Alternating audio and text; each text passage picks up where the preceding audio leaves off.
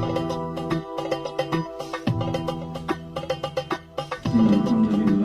nahmaduhu wa nasta'inuhu wa nastaghfiruh wa na'udzu billahi min shururi anfusina wa min sayyiati a'malina may yahdihillahu fala mudilla lahu wa may yudlil fala hadiya lahu asyhadu an la ilaha illallah wahdahu la syarika lahu wa asyhadu anna Muhammadan abduhu wa rasuluh. Allahumma shalli wa sallim ala sayyidina Muhammadin wa ala alihi wa sahbihi ajma'in, amma ba'd. Faqad qala Allah ta'ala fil Qur'anil Karim wa huwa asdaqul qa'ilin. A'udzu billahi minasy syaithanir rajim. Bismillahirrahmanirrahim. Wa ma khalaqtul jinna wal insa illa liya'budun. Qala Rasulullah sallallahu alaihi wasallam, man arafa nafsahu faqad arafa rabbahu. Al-ayah. Sadaqallahu al-azim wa sadaqa rasuluhu nabiyyu Muhammadul karim wa nahnu ala zalika minasy syahidin wa syakirin alhamdulillahi rabbil alamin. Yang saya hormati guru kita, orang tua kita, Abu Yadi Haji Yadi Suryadi KSFM, kita doakan senantiasa beliau dipanjangkan umurnya, kesehatan badannya dan mudahkan segala urusannya. Yang saya hormati para pengurus JPK Jamaah Tasbih Pokosari serta rekan jamaah sekalian yang insyaallah dimuliakan oleh Allah Subhanahu wa taala. Alhamdulillah, pada malam yang penuh barokah ini kita bersama-sama bisa kembali menghadiri untuk taklim rutin pada malam Jumat ini. Mudah-mudahan langkah kaki kita dari rumah sampai ke majelis ini dengan berwarna gugurnya dosa-dosa kita dan diampuni dosa-dosa kita, dan kita termasuk jihad fisabilillah. Amin. Dan tentunya salam senantiasa kita limpah curahkan kepada uswah kita, yakni Nabi besar Muhammad sallallahu alaihi wasallam. Hadirin jamaah sekalian, ya, sambil ngopi, sambil nyantai, sambil menikmati salatnya. Ini sudah jam 11 ya, kurang sedikit ya. Mungkin materinya tidak terlalu banyak pada malam ini. Berkaitan dengan sesuai dengan jadwal, harusnya malam ini ya materinya full Al-Quran ya. Tadi separuh-paruhan ya. Saya lanjutkan materi saya, nanti Abu ya melanjutkan materi berikutnya. Hadirin jamaah sekalian ya. Kelanjutan materi yaitu ma'rifatullah, yaitu mengenal Allah Subhanahu wa taala. Sesuai dengan firman Allah Subhanahu wa taala, "Wa ma khalaqtul jinna wal insa illa liya'budun." Tidaklah Allah ciptakan jin dan manusia lita'arrafu, yaitu ma'rifah, yaitu untuk mengenal Allah Subhanahu wa taala. Tujuan diciptakan jin dan manusia adalah untuk menyembah Allah, untuk mengenal Allah Subhanahu wa taala. Ilmu makrifat adalah ilmu yang paling tinggi sebelum kita pelajari ilmu-ilmu lainnya. Ini dilakukan oleh Rasulullah SAW pada saat melakukan dakwah di Mekah. Itu kurang lebih 10 tahun adalah isinya, yaitu tauhid, yaitu mengesahkan Allah Subhanahu wa taala, supaya para penduduk Mekah itu sadar, supaya penduduk Mekah itu beriman kepada Allah dan Rasulullah SAW. Kemudian dilanjutkan dakwah yaitu di Madinah 13 tahun. Jadi total dakwah kurang lebih 23 tahun yang Rasulullah SAW laksanakan. Ma'rifatullah di sini adalah mengenal Allah Subhanahu wa taala. Dan kelanjutannya adalah materinya, yaitu pertama berkaitan, tentunya awal adalah syariat, kemudian thariqat, kemudian yaitu hakikat dan makrifat. Itulah urutan ketika kita mencapai tingkatan makrifat. Dan sebelumnya di sini ada satu ayat supaya kita tentunya memiliki kemudahan ketika mempelajari satu hal, yaitu tadi dikatakan di awal oleh Abu ya,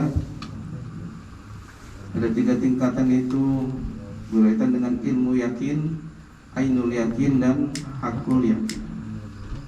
Namun ketika pelajari suatu ilmu yaitu ilmu basyirah, ainul basyirah dan hakul basyirah, inilah yang diajarkan oleh Nabi Khidir kepada para waliullah, terutama guru daripada Nabi dan waliullah adalah Nabi Khidir alaihissalam. Sesuai dengan firman Allah Subhanahu wa taala berkaitan dengan ilmu diajarkan oleh Nabi Khidir kepada Nabi Musa, itu terdapat dalam Al-Qur'an. Quran surat Al-Kahfi ya, ayat 65. A'udzubillahi minasyaitonirrajim. Bismillahirrahmanirrahim. Fawajada abdan min ibadina atainahu rahmatan min indina wa 'alamnahu min ladunna ilma. Diceritakan dalam Quran surat Al-Kahfi ayat 65 ini, lalu mereka bertemu dengan seorang hamba di antara hamba-hamba kami yang telah kami berikan kepadanya rahmat dari sisi kami, dan yang telah kami ajarkan kepadanya ilmu dari sisi kami. Wa alamnahu ladunna, yaitu ilmu laduni. Ketika seseorang mempelajari suatu hal begitu cepat, memahami suatu kitab-kitab, mungkin ketika seorang menjadi santri atau menjadi seorang pelajar, sebenarnya yang cepat memahami adalah kebeningan qalbunya, itu kebeningan hatinya, sesuai dengan yang dikatakan Al-Kahfi surat 65 ini, yaitu wa'alamnahu ladunna ilm, itu Allah berikan ilmu laduni dalam dirinya. Maka ketika seorang mendapatkan ilmu laduni ya,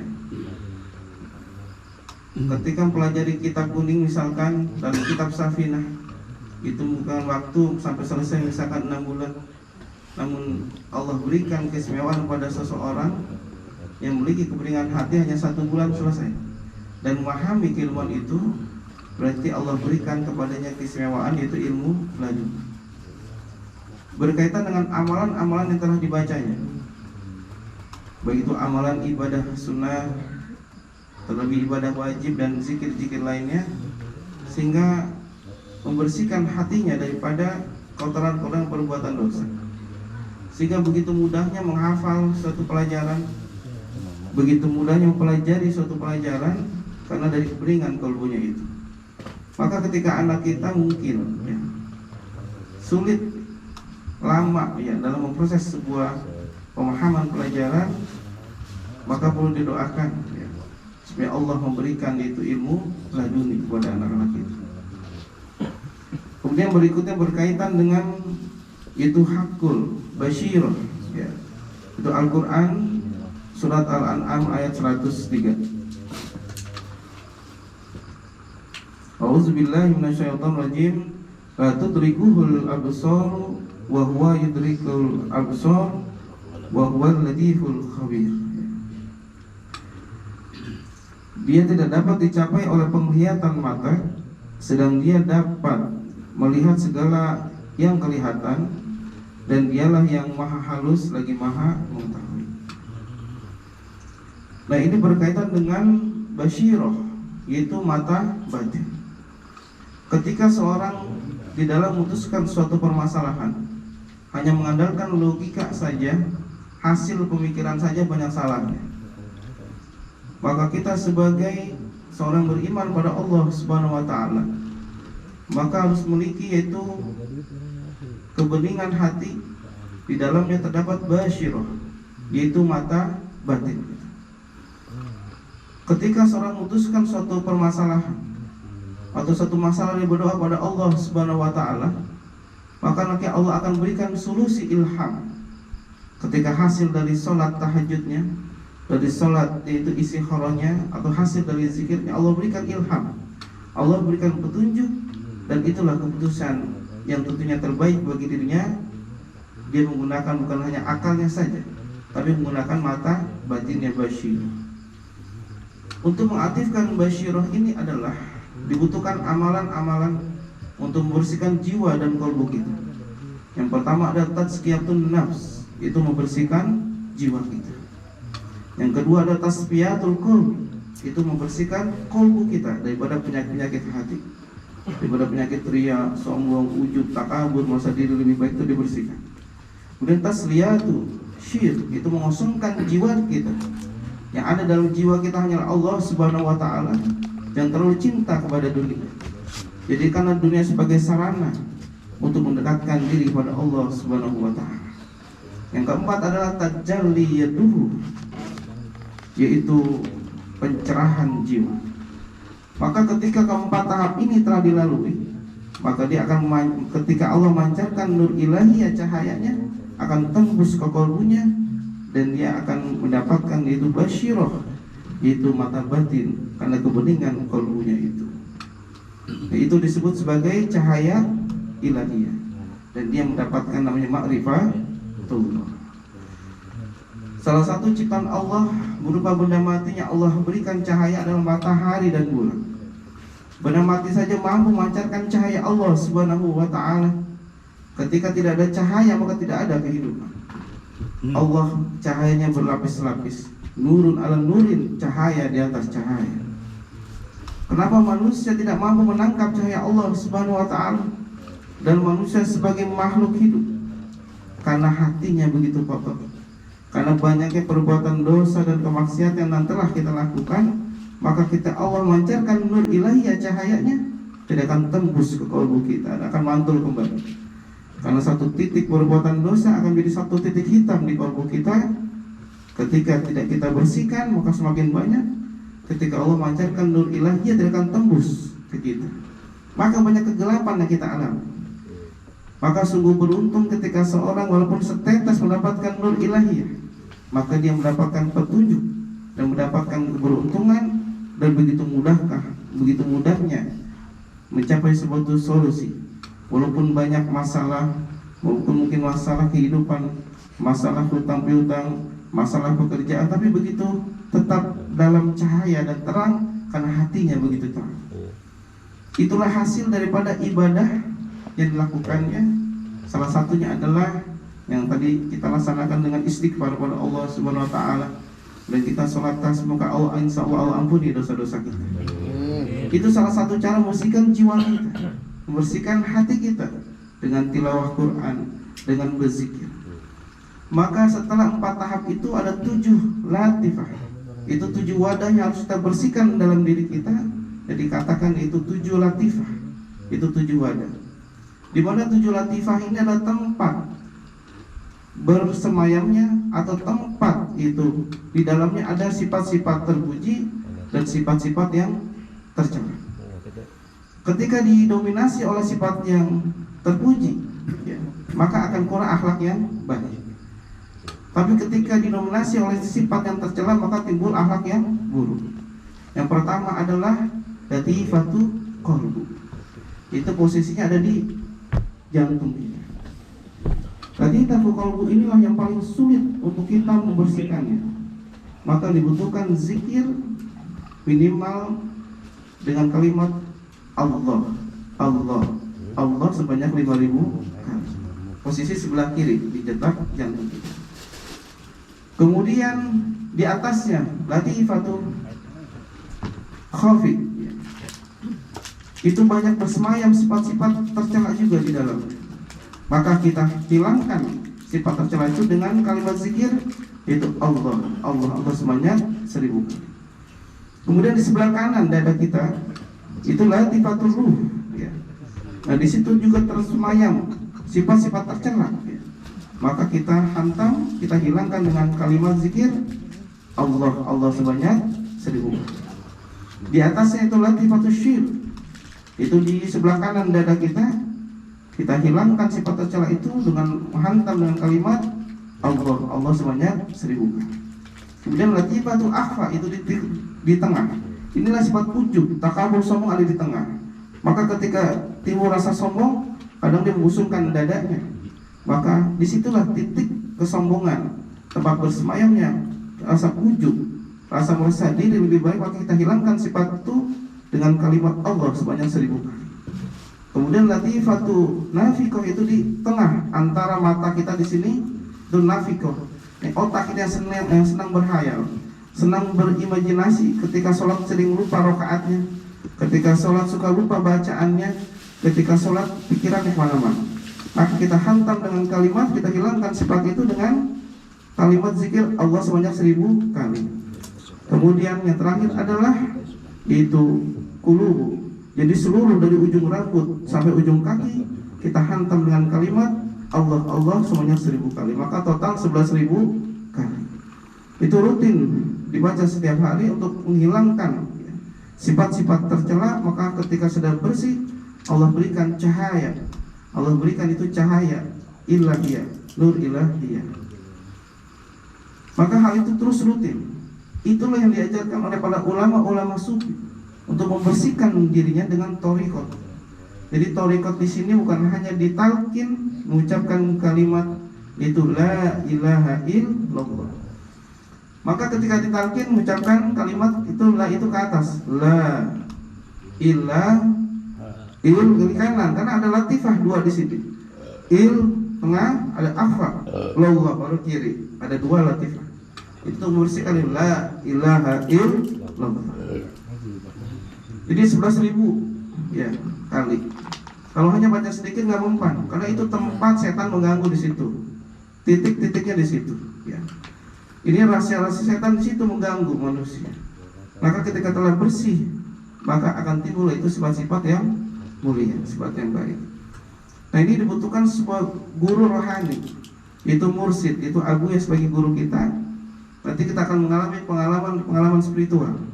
Maka doa khusus ketika usia 40 tahun itu, Rabbi auzidni an ashkur binikmati alayya wa ala walidayya wa an amala sholihat wa ini tubdu ilaika wa ini minal muslim. Itu doa khusus usianya sudah 40 tahun. Karena ketika usia 40 tahun itu sudah mengalami kemapanan secara psikologi ya. Jadi secara mental itu sudah kuat ya. Secara fisik sudah kuat dan secara finansial seharusnya juga sudah mapan ya. Maka ketika 40 tahun itu usia sudah ibarat itu udah asar ya. Sebentar lagi maghrib, isya udah tutup usianya.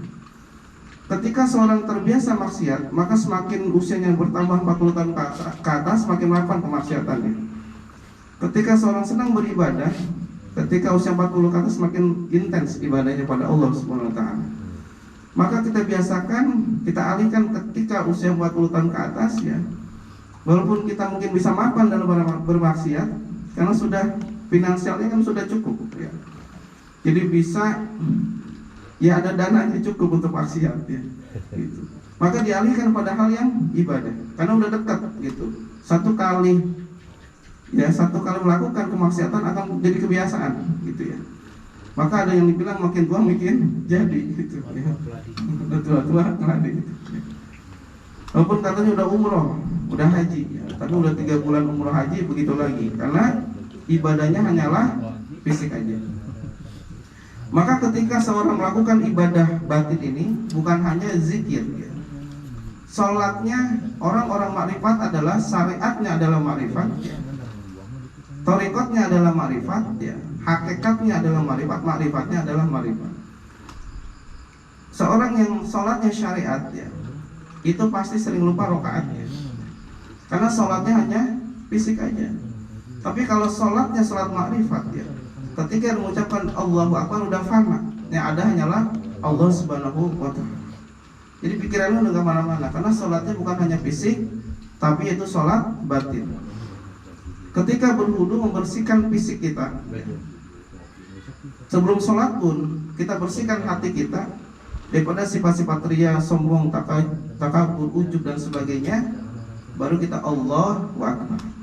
Itu adalah sifat itu sholat lahir dan batin. Begitupun ibadah haji dan umroh. Ketika seorang hanya ibadah haji dan umroh fisiknya saja, tapi batinnya tidak ibadah, maka ketika sudah pulang umroh pulang haji, 3 bulan udah kambuh lagi. Yang tadinya judi lagi. Tadinya maksiat lagi. Itu udah lupa. Gitu. Karena ibadah hajinya hanya umrohnya hanya fisiknya aja, belum tembus ke batinnya. Begitupun ketika puasa. Kalau puasa fisik aja hanya menahan hawa nafsu itu lapar dan haus saja.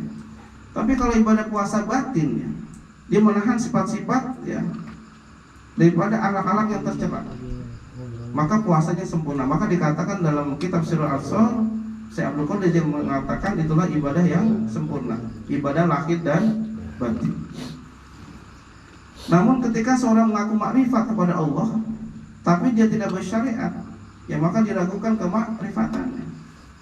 Saya sudah makrifat kepada Allah, sudah mengenal Allah, tapi tidak sholat, maka dipertanyakan kemakrifatannya.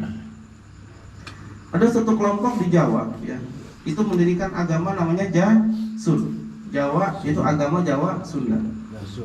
Luarnya Islam, dalamnya Kejawen. Ya. Dia mengajarkan kepada murid-muridnya yang dirinya mengaku sebagai seorang mursyid, ya. Ketika dia sudah dilantik, diangkat makrifat, ya, mi'raj. Jadi diangkat sama gurunya itu, ya, ke langit, ketemu bintang sampai ke cahaya Allah Subhanahu wa taala katanya. Maka dia ketika sudah makrifat dilantik itu diangkat oleh gurunya, maka akan diampuni dosa-dosanya, ya, dan tidak akan ditanya lagi kesalahan-kesalahannya, ya, dan langsung masuk surga. Tidak sholat, tidak apa-apa. Itu namanya Jasun, agama Jawa Sunda. Jadi sesat gitu. Enak kan kayak gitu ya. Ketika udah waktu dilantik sama gurunya nih, ya, kamu saya lantik makrifat, ya. Sila di depan saya, baca amalan ini, amalannya sama, ya. Baca zikir, itu istighfar, salawat, al-fatihah.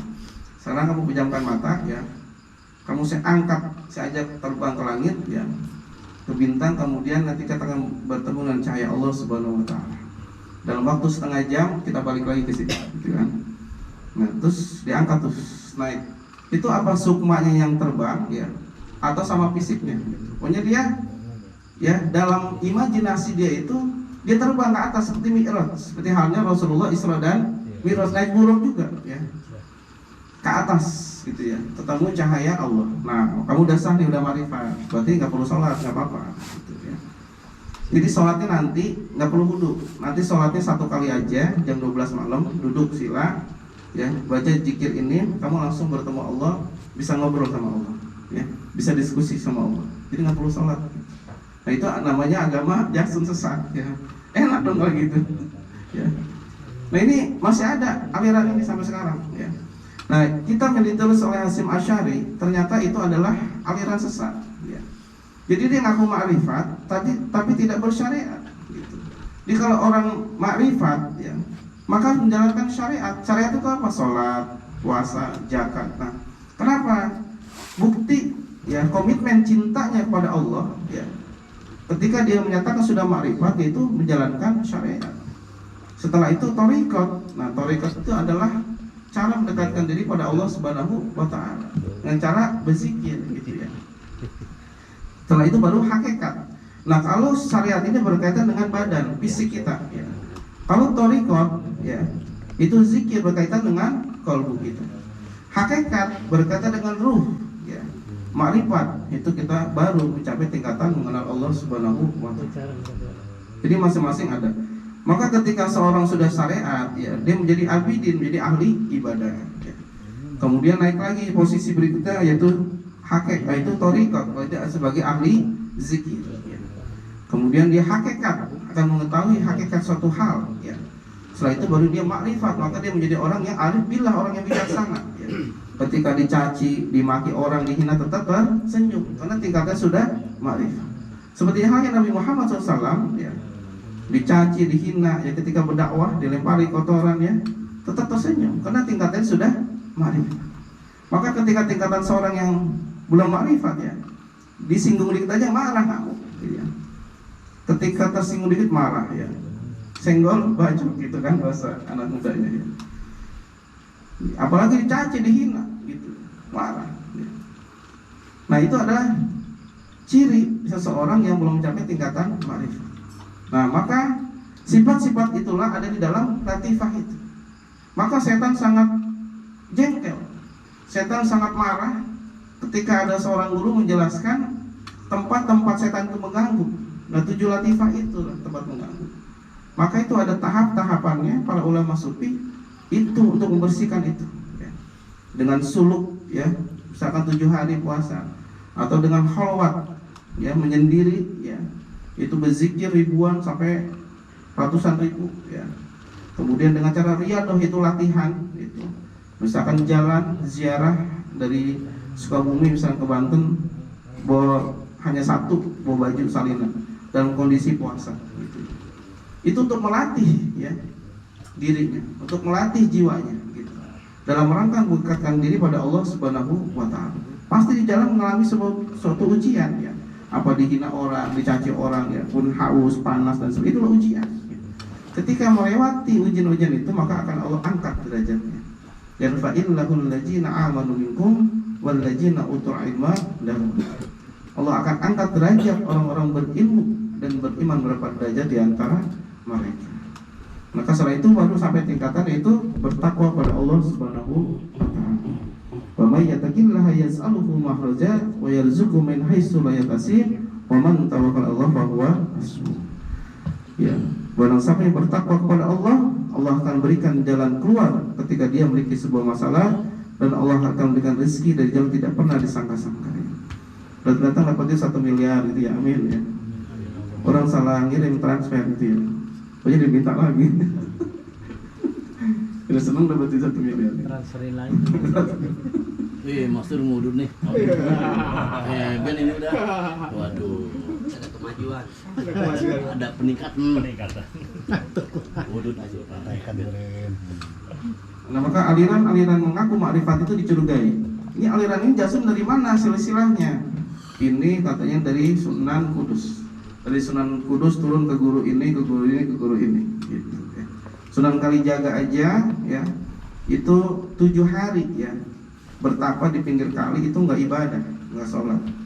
Kalau tingkatan maqam waliullah, ya, nggak terlihat. Jadi sukmanya itu keluar dari ibadah pada Allah Subhanahu wa Ta'ala. Tingkatannya sudah, makamnya sudah waliullah. Ini ngaku-ngaku wali tapi sebenarnya dukun, ya, tukang ramal, ya. Kadang bedanya tipis, hati-hati, ya. Kalau waliullah Allah berikan namanya karomah. Dan karomah itu timbulnya, ya, ketika keadaan darurat atau tertentu dan dia pun tidak merasa memiliki karomah, ya. Jadi nggak merasa dirinya wali, ya, gitu. Ini kadang kalau sekarang, ya, ngaku-ngaku wali, ya, dan memiliki kesaktian, ya. Sakti emang, ya. Orang minta syariat ini dijawab, ya. Kemudian dagang supaya laku dikasih ini, padahal dukun, ya. Maka ini hati-hati berkaitan dengan tauhid kemusyrikan. Istidroj namanya. Nah, itu istidroj, ya. Allah berikan istidroj kepada seorang itu, ya. Padahal dia dukun, ngaku-ngakunya ustadz, ngakunya kiai, ngakunya zaman sekarang orang pintar loh katanya, gitu, ya. Dibiarkan. Gitu. Orang itu dibiarkan sama Allah sepuas-puasnya. Itu namanya istilah sih. Jadi sama Allah istilah diberikan, ya, keluasaan begitu, ya. Maka hati-hati ketika zaman sekarang, ya, apalagi di medsos, ya, banyak orang yang meramal-ramal, ya. Di tahun ini nih katanya tahunnya bakal panas, ya kan? Emang bakal panas kan, mau pemilu kan, gitu, ya. Terus ada yang nih, ada kupu-kupu datang nih katanya ke rumah. Ini kalau kupu-kupu ditiup dia terbang berarti maling nih. Yang namanya kupu-kupu ditiup pasti terbang, ya. Gitu. Katanya ada tamu datang, lagunya kalau kupu-kupunya nggak ditiup dia nggak ini berarti tamunya bener nih. Tapi kalau ditiup nih kupu-kupu terbang berarti maling nih. Itu kan namanya perkiraan-perkiraan aja, ramalan.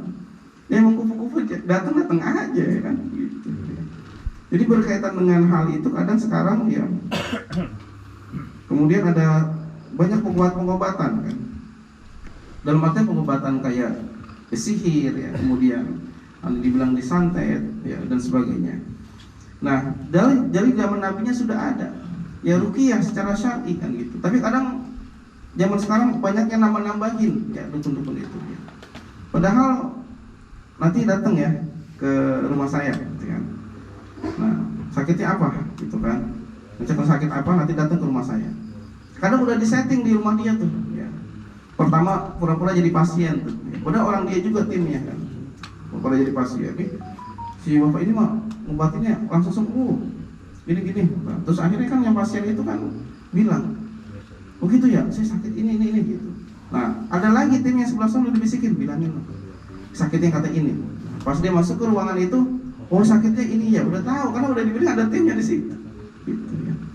Jadi udah direkayasa gitu. Jadi berkaitan dengan gaib, jin pun tidak mengetahui berkaitan dengan gaib. Buktinya apa? Ketika Nabi Sulaiman alaihissalam itu meninggal, wafat, ya, sedang megang tongkat, itu kan jin nggak tahu kan. Ketika sudah jatuh baru tahu, oh berarti Nabi Sulaiman sudah wafat. Jin aja nggak tahu hal yang gaib. Ya. Maka jangan sampai berteman dengan jin. Sebaik-baiknya jin itu pasti licik. Ya. Katanya nggak apa-apa berteman dengan jin, tapi kalau nggak memiliki tauhid yang kuat berteman dengan jin, ya nanti akan jadi budaknya jin. Apalagi sampai kawin sama jin. Mukanya pasugihan itu udah musyrik udah ampun. Ketika sesuai dengan Islam, ketika kita berusaha yang berbisnis dengan cara yang terbaik, sholat duha, dengan berzikir kepada Allah, itu namanya marketing langit.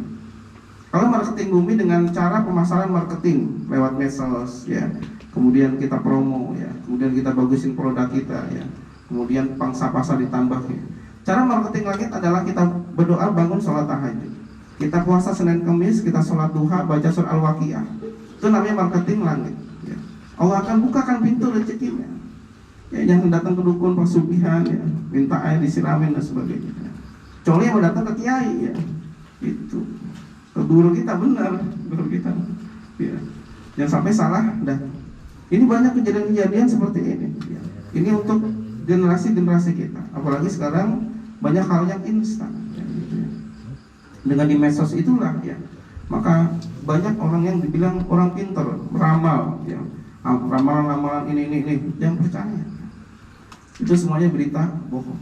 Kalau emang terjadi kebetulan, gitu, kebetulan aja. Itu salah satu hal yang merusak pada tauhid kita. Ya, semuanya adalah yang pasti adalah yaitu dari Allah Subhanahu wa Ta'ala. Gitu ya. Nah, kecuali seseorang yang tingkatnya sudah makam waliullah. Nah itu udah benar kalau waliullah, ya. Daripada salah satunya itu 9 wali, ya. Kemudian waliullah yang memang kita yakini dia sebagai waliullah, ya. Itu diijabah doanya betul, ya. Gitu. Tapi ada orang yang ngaku waliullah padahal dukun, ya. Ngaku-ngaku wali padahal paranormal. Ngaku-ngaku wali padahal orang katanya orang pintar, gitu ya. Kalau dia wali tidak akan ngaku dirinya wali. Bisa jadi itu adalah titisan desa. Maka dengan rekayasa itulah, maka banyak itu aliran-aliran yang sesat, ya. Maka salah satunya ini, ya, itu aliran judulnya bagus, yaitu Majlis Taklim Zikir, ya. Majlis Taklim ilmu dan zikir, diajarkan ilmu ma'rifat, ya. Tapi ternyata di dalamnya dari 100 muridnya itu, ya, sudah ma'rifat semua. Ketika zuhur nggak sholat, asar nggak sholat, maghrib nggak sholat pas acara, isya nggak sholat. Kok nggak pada sholat sini? Kan udah ma'rifat katanya, gitu ya. Terus ceramah orang gini-gini nih, dia mau ceramah gini-gini, teori ya, belum ma'rifat.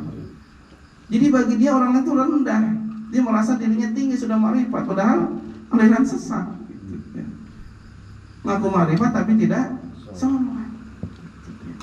Gitu, jangan sampai ya. Saudara kita, anak-anak kita, ya, ini banyak aliran. Apalagi kampus-kampus negeri di UIN, banyak aliran-aliran sesat. Ya. Tadinya rajin sholat tuh, ya, itu kalau ketemu itu jadi nggak sholat udah. Gitu. Ketika keimanan tauhidnya tidak kuat, ya. Maka kita bentengi anak-anak kita ini tauhidnya biar kuat. Itu orang-orang intelek yang melakukan itu, ya. Dan orang-orang biasa, tapi dia sudah itu masuk pada aliran sesat itu. Nah, oleh karena itu kita jaga, ya, diri kita, ya, teman-teman kita, anak-anak kita, generasi kita, jangan sampai ketika itu tauhid ini, ya, menjadi rusak, akidahnya menjadi rusak, ya, akibat itu pergaulan, ya, yang salah, ya, sehingga dikatakan itu judulnya betul Majlis Taklim ilmu dan zikir, tapi dalamannya dilihat dulu silsilah gurunya, ini betul nggak, ya, latar belakang gurunya betul nggak? Ya mungkin itu saja berkaitan dengan sharing untuk materi Ma'rifatullah, ya. Mudah-mudahan ada manfaatnya. Yang terpenting adalah di sini kita tetap menjaga itu keimanan, ketakwaan kita pada Allah Subhanahu wa Ta'ala. Itu jaga tauhid kita, semuanya kita serahkan pada Allah Subhanahu wa Ta'ala. sebagai penguasa, pemilik langit dan bumi, dan kita makhluk yang sangat kecil, tidak memiliki kekuatan dan daya kecuali atas pertolongan Allah Subhanahu wa taala.